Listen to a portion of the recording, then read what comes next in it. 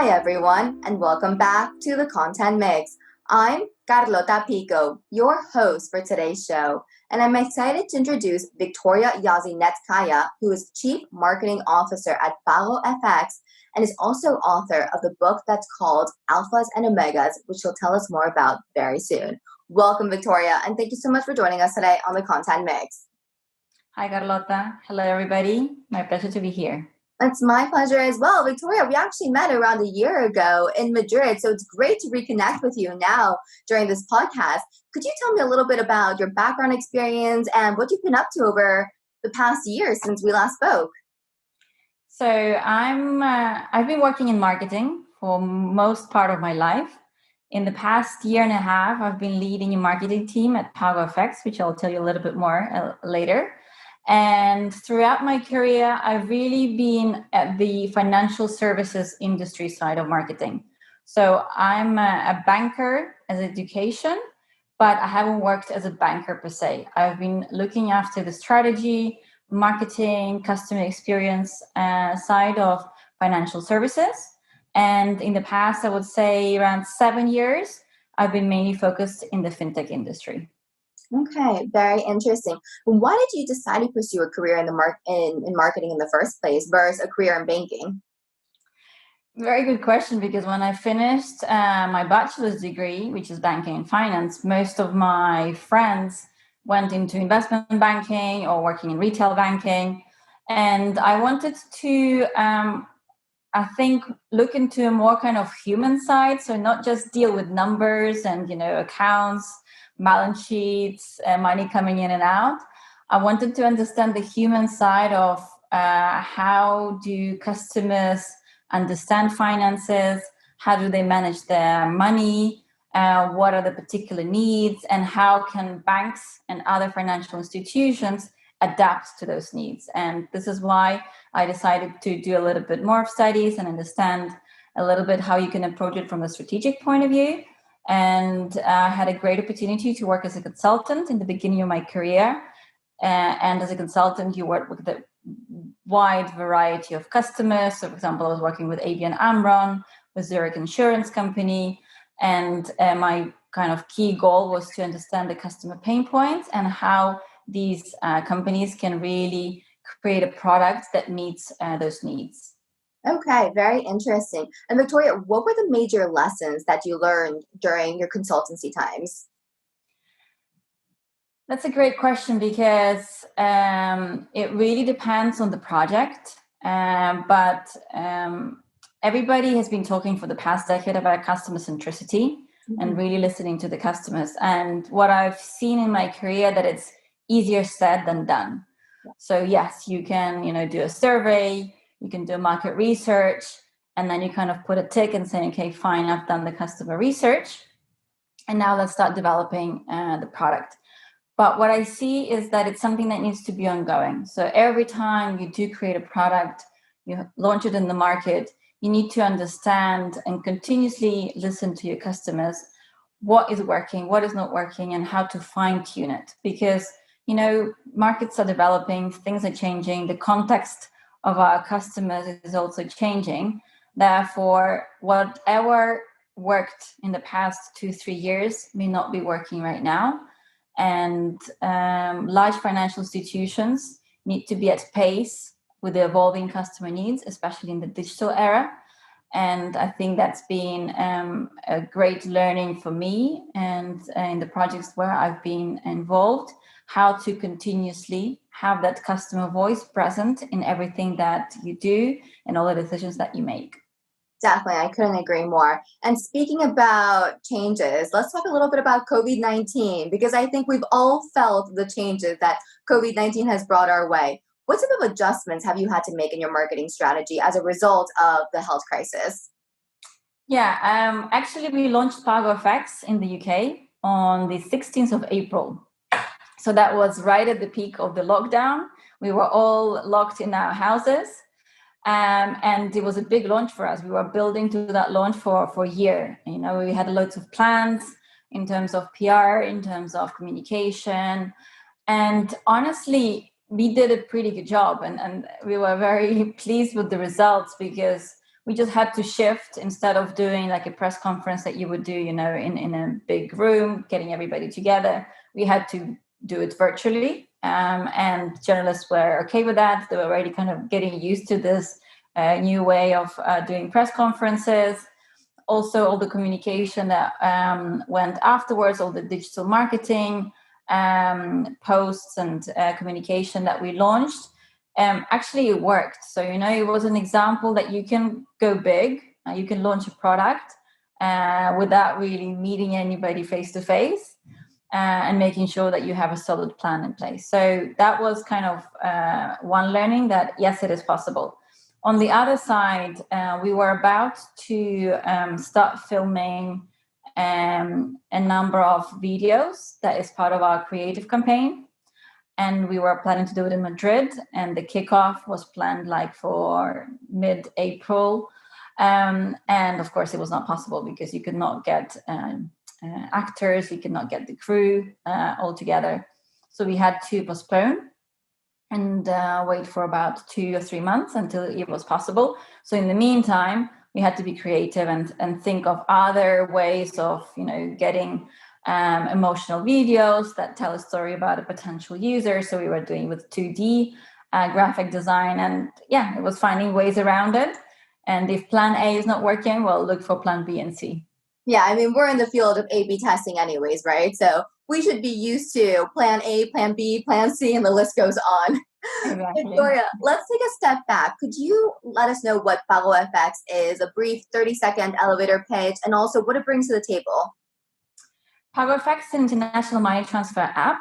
It brings the best of both worlds from banking and fintech. So it's a very simple, easy to use, and low cost. And at the same time, it gives you the reassurance and security of a big bank such as Santander. We have currently launched it in the UK. It's available both as an app on Android and iOS, and also as a web app that you can use with your desktop. And very promptly, we are also launching the SME. So currently it's available for the individuals, and in a very near future, it will also be available for the businesses that need to pay, for example, their providers from abroad, make any purchase of goods that are in other countries. Okay, excellent. So basically, it's an instantaneous money transfer technology. Yes, you have to be careful with the word instantaneous. We depends on the currency. So it depends on the currency that you're sending. It can be as fast as 15 minutes from the moment that you send it to the arrival of your money in the destination country. But it depends if you're doing it in the morning, if you're doing it at night. So that's why I'm saying you need to be careful with the word instantaneous. Okay, well, speaking of different currencies, let's also speak about different markets then. How have you approached the market launch in different markets? Have you rolled out your services all at once, or have you done it gradually over time? So right now it's in the UK. We are planning the Belgium launch in the coming month. Okay. And very shortly, Spain will also follow. So the go-to-market strategy, of course, it's fine-tuned based on different customer needs. So most importantly, what we've been looking into is what is the dominant customer population that needs to send money abroad, and what are those currencies? So, for example, in Spain, it was very clear that the main currencies are the Latin American countries.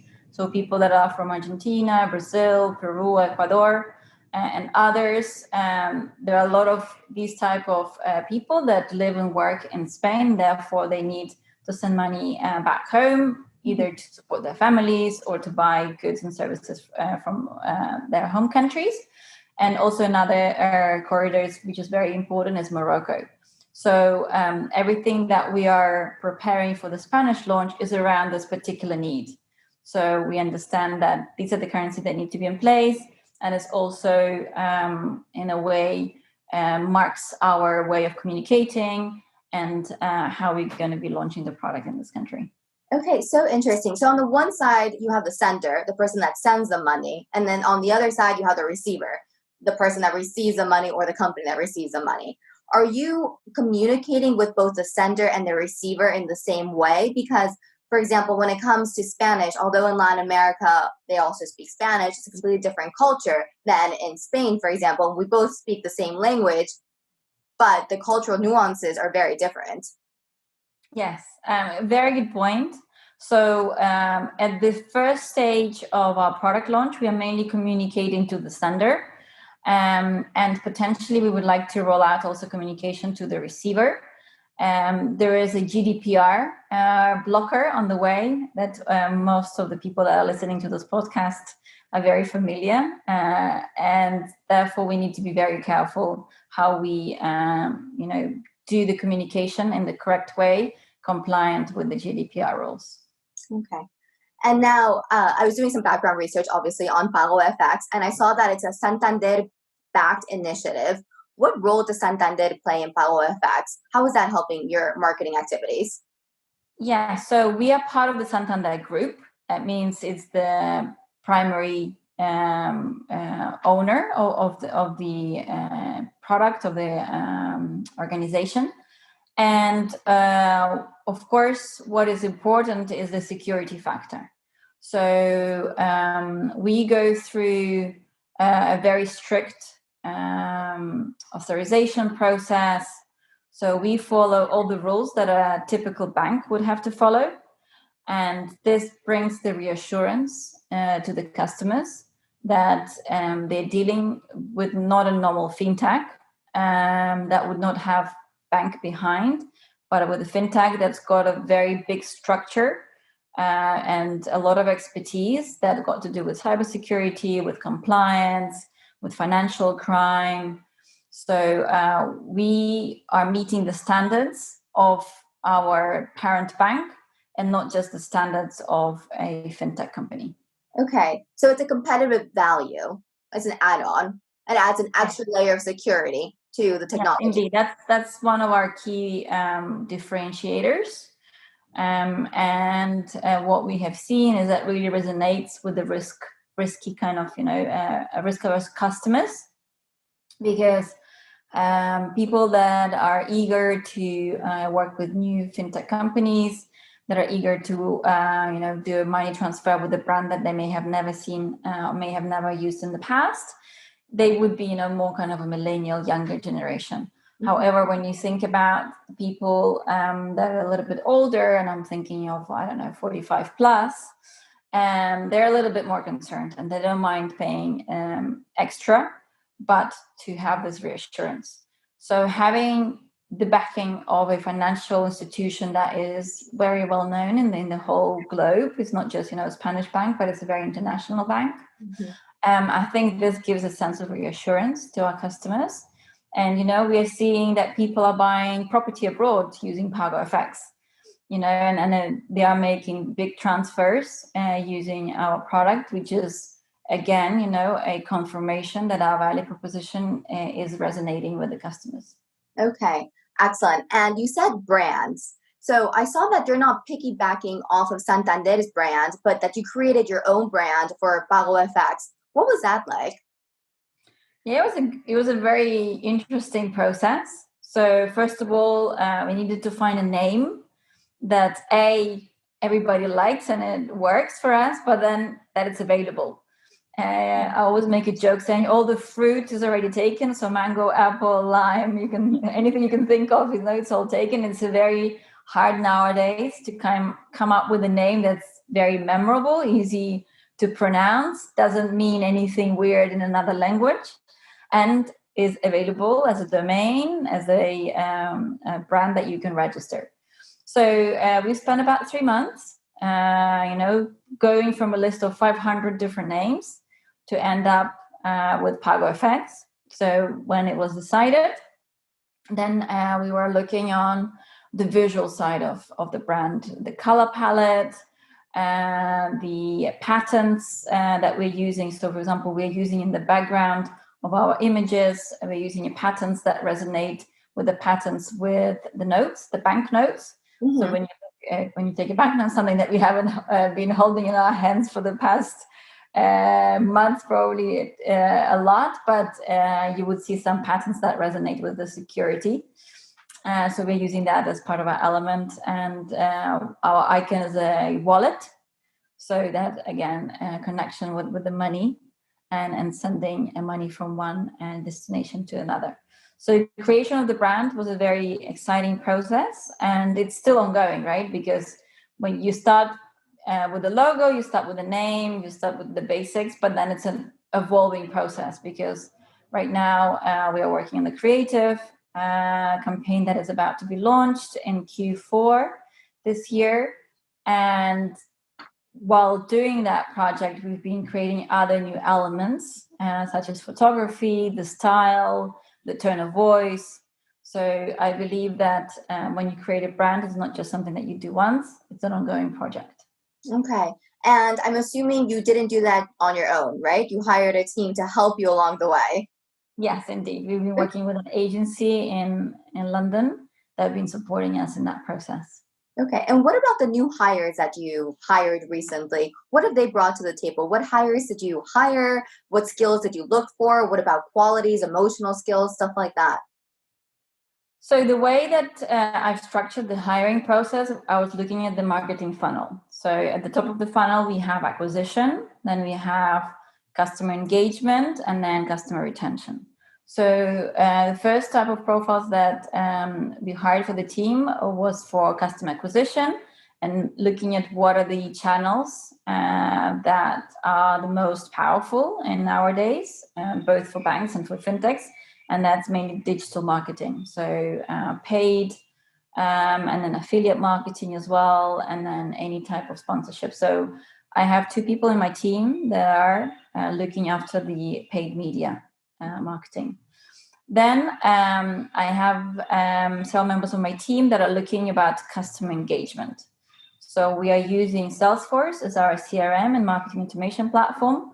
So we had to work very closely also with an external partner to integrate Salesforce, make sure that all the customer lifecycle journeys are mapped out, are automated, and that's a very big piece. And I think that's kind of behind the scenes marketing that not many people are aware of. Mm-hmm. And it's very important that everything works, because then if the customer is receiving an email that's not relevant or not at the right time of the journey, Mm-hmm. then it's a very big issue. And then I have a content team.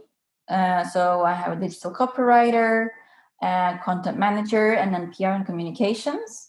So we're very ambitious in terms of creating our own content. We have a website where we publish frequently interesting and relevant content for the customers. And right now we have more than 70 articles already published. And also we are creating ebooks. We are creating reports and studies. For example, the latest study that we have published is about communities, how during the lockdown period, different countries created communities, and how people were helping each other, both families, friends, and even neighbors. And we were comparing countries like Spain or countries like US. And funnily enough, is that Spain, differentiates quite a lot from the Anglo-Saxon countries, because people are a little bit closer with their community than we find in the US, for example. Mm-hmm. Definitely. I can completely resonate with that message. I'm a Spaniard myself, and my parents actually live across the street, which is not very normal in the US. Okay, Victoria, let's take a walk down memory lane. What have been some of your proudest marketing moments to date? I would say the launch of PagoFX, that was a very big moment, especially with the difficulty that we had to adjust to, as we just mentioned before. So seeing a great uptake from very big media outlets such as the Financial Times, the New York Times, fintech, Crunch, etc. So I think what we were planning for a very long time really resonated with the external world. And that for me was a very interesting moment, because it was like, directing an orchestra. So now that we have different members of the team, also, there's a lot of collaboration with the Santander communications team and marketing teams, plus on the product side. So it was kind of bringing everybody together, everybody aligned, and being prepared for the big launch, and then making sure that everything works. And when it did work, is when you're like, okay, great. It means that what we did was very well done. So another moment that I would highlight is that I'm proud of is launching my book. So it's not directly related to my professional career, but somehow it is part of of who I am and of my leadership kind of evolution. Yeah. So the book is called Alphas and Omegas: The Power of Feminine Traits in Business. And this book I wrote together with another financial institutions executive. Her name is Mercè Brey. She's based in Barcelona, and the book is published in English and in Spanish. And basically, to write this book, we did more than 90 interviews with leaders all around the world, and we discussed how feminine traits have really become of a important attribute for both women and men when you think about inclusive leadership and what is leadership like in the modern world. Okay, well, on that note, I was actually on your LinkedIn profile, Victoria, skipping around, and I'd like to read off a phrase that really caught my attention. You auto-describe yourself as an active participant in the conversation about inclusive leadership. Why is diversity and inclusion important in business, Victoria? First of all, I think there is enough evidence that when you create diverse teams, the teams are much more productive, much more creative. New ideas are created at a faster speed. And I think what is important is the environment that you create. When there is inclusive environment, I think different profiles, different type of people feel more connected and more committed to the project. So in the financial institutions industry that I'm mostly familiar with, traditionally it's been a very masculine industry. Normally you would have mainly men, especially at the higher positions, and the environment would be quite aggressive, quite strict. Everybody would be wearing gray suits, white shirts. And women that were part of those teams, they were a minority, and they felt like they had to adapt, both in the way they speak. We have observed that in the past, women had to kind of lower the pitch of their voice just to make sure that they've been heard, the way they dress, the way they communicate, the way they take decisions. And what we have seen in the research for the book is that that creates a dissonance of who you really are. So when you go to work, you have to wear a mask, you have to be somebody else, you need to pretend than what you really are. And it happens both for women and for men. We've also been talking to different leaders, and they were saying, you know what, when I'm back home with my family, with my wife, I'm very different to what I'm like in the office. And the thing is that in the office, I cannot permit to be a bit more human, a bit more, closer to my team, because I need to be a leader, I need to drive, I need to show a very strong side of myself. And I think the world is evolving. Millennials have really marked a little bit the trend. And when you look at the younger generation, what they really value in the leader is somebody who's not just, giving them instructions and telling them what to do, but somebody who cares about them, who takes into account their interests, about their development, who looks after them and empowers them. Mm-hmm. And this is where you need inclusive leadership. Mm-hmm. What a beautiful message, Victoria. Okay, so on that note, we're actually going to be moving into our next section of this interview, which is our rapid fire section, your recommendations for our audience. To get the section started off, I'd like to ask you about your source of inspiration. So who do you admire? A professional role model or an influencer, perhaps?